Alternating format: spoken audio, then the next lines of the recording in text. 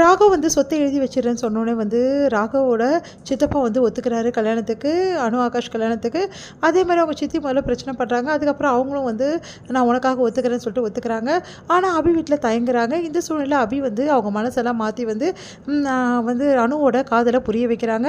அதனால் அவங்க அப்பா சரிம்மா நீ என் பொண்ணோட விருப்பம் எனக்கு முக்கியம்தான் அப்படின்ற மாதிரி அவரும் சம்மதிச்சிட்டாரு. அதனால் எல்லாருமே ரொம்ப சந்தோஷப்படைகிறாங்க. இதை கேட்டு வந்து முரளி செம டென்ஷன் ஆகிறாரு. இப்படி ஆயிடுச்சேன்னு சொல்லிட்டு எப்படியாவது இந்த கல்யாணத்தை நிறுத்தியே ஆகணும், வேறு வழியே கிடையாது, என்ன பண்ணலாம் அப்படின்னு சொல்லிட்டு யோசிச்சுட்டு இருக்காரு. இந்த சூழ்நிலை என்ன பண்ணுறாங்கன்னா, இங்கே ஆகாஷ் வீட்டில் எல்லாருமே வந்து அனு வீட்டுக்கு வந்து வராங்க பார்க்குறதுக்காக, பொண்ணு பார்க்குறதுக்காக. அப்போ வந்து என்ன பண்ணுறாங்கன்னா எல்லாருமே பேசிகிட்டு இருக்காங்க. ஆனால் வந்து வேணும்னே வந்து ரொம்ப கேவலமாக வந்து பேசுகிறாங்க. ஆகாஷோட அம்மா வந்து அனுவோட அம்மாவை ரொம்ப வந்து மோசமாக வந்து இதெல்லாம் ஸ்டேட்டஸ் பார்த்து பேசுகிறாங்க. இந்த மாதிரி ஸ்டேட்டஸ்லாம் எங்களுக்கு பிடிக்காது, வேறு வழி இல்லாமல் தான் ஒத்துக்கணும் அப்படின்னு நம்மலாம் சொல்லிட்டு இருக்காங்க. அதெல்லாம் கேட்டு அவங்க வருத்தப்படுறாங்க. ஆனால் வந்து அவங்க அத்தை வந்து சமையல் டென்ஷன், அவளை ஒரு 4 வார்த்தையாவது நான் கேட்கணும், ஏன் இப்படிலாம் பேசுகிறாங்கன்னு தெரில, நல்லா வந்து கேட்டு விடாமல் நீ ஏன் அமைதியாக இருக்க அப்படி சொல்லிட்டு பேசிகிட்டு இருக்காங்க. இந்த சூழ்நிலை இங்கே என்ன பண்ணுறாங்கன்னா, நம்ம ராகவ் கிட்ட அப்படி சொல்கிறாங்க, இவ்வளோ வந்து பிரச்சனையெல்லாம் முடிஞ்சு இவங்க 2 பேரும் ஒன்றா சேர்கிறதுக்கு யார் காரணம் அப்படின்றாங்க. யார் காரணம் அப்படின்னா நான் தான் காரணம் அப்படி சொல்லிட்டு ராகவ் சொல்கிறாரு. இல்லை நான் தான் காரணம் அப்படின்றாங்க. என்னது நீ காரணமா? ஆமாம், முதல்ல உங்கள் வீட்டை வந்து சமாளித்தது நீங்கள், ஆனால் என் வீட்டை சமாளித்தது நான் தானே, அப்போ கடைசியாக நான் தானே சமாளித்தேன், அதனால் நான் தான் காரணம் அப்படின்றாங்க. இதெல்லாம் அநியாயம், அதெல்லாம் தெரியாது, நான் தான் காரணம், புரியுதா? நீ எல்லா கிரெடிட்டும் நீ எடுத்துக்க பார்க்குறியா? நல்லா இருக்கே கதை அப்படின்றாங்க.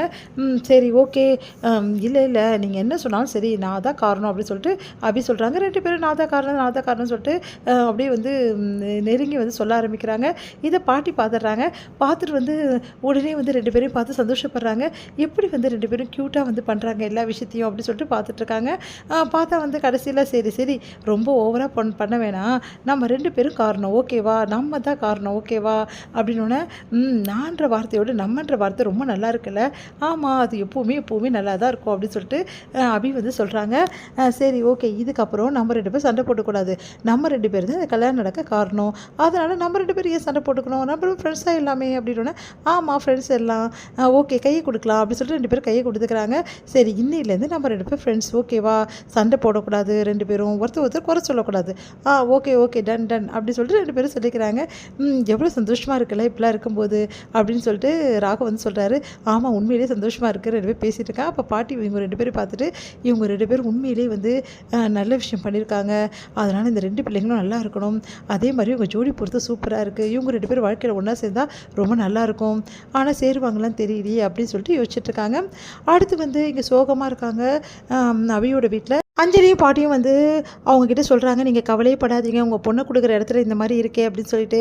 அவள் கோவப்படுவா, ஆனால் மனசில் எதுவுமே வச்சுக்க மாட்டா, அவள் சீக்கிரமாகவே மாறிடுவா, உங்கள் அணுவோட அன்பு வந்து அவளை மாற்றிடுற நம்பிக்கை எங்களுக்கு இருக்குது, அவள் அணு வந்தால் போதும், எங்கள் வீடவே ரொம்ப நல்லாயிருக்கும் அப்படின்னு சொல்லிட்டு பேசிகிட்டு இருக்காங்க.